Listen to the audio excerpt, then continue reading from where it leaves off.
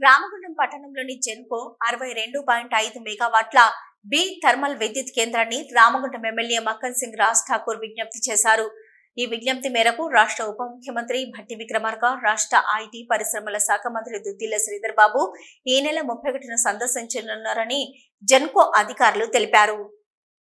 రామగుండంలో జరిగిన సమావేశంలో డిప్యూటీ సీఎంకు రాష్ట్ర ఐటీ పరిశ్రమల శాఖ మంత్రులకు జెన్కో ఉద్యోగులు, కార్మికులు, అధికారులు, రామగుండం పట్టణ ప్రజలు, వ్యాపార, వాణిజ్య రంగాల వారు ఘనంగా స్వాగతం పలకాలని, బి థర్మల్ స్థానంలో 800 మెగావాట్ల విద్యుత్ ప్లాంట్ నెలకొల్పాలని వారిని కోరాలని Telangana state power employees joint action committee, TGPE, JAC, RTS Ramagundam శాఖ convener DA electrical Dasari Singaiah, JAC నాయకులు ఎండి సలీంలు కోరారు.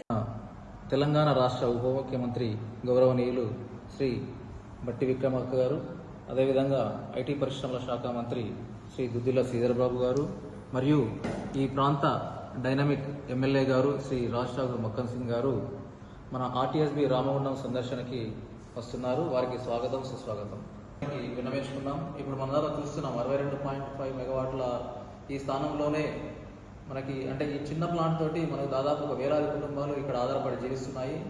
అదేవిధంగా ఇక్కడ 800 మెగావాట్లు వచ్చిందంటే మనకు దాదాపు ఇంతకి 10 రెట్ల అభివృద్ధి మన రామగుండం ప్రాంతం అభివృద్ధి జరుగుతుంది.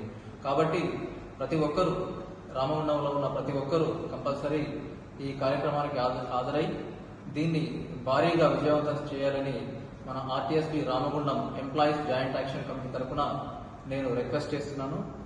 ఈ కార్యక్రమంలో అబ్దుల్ నజ్మీ, జహంగీర్ అహ్మద్, జె నరసింహులు, సలీం పాషా, రాములు, టి కృష్ణమూర్తి, అబ్దుల్ సకీ తదితరులు పాల్గొన్నారు.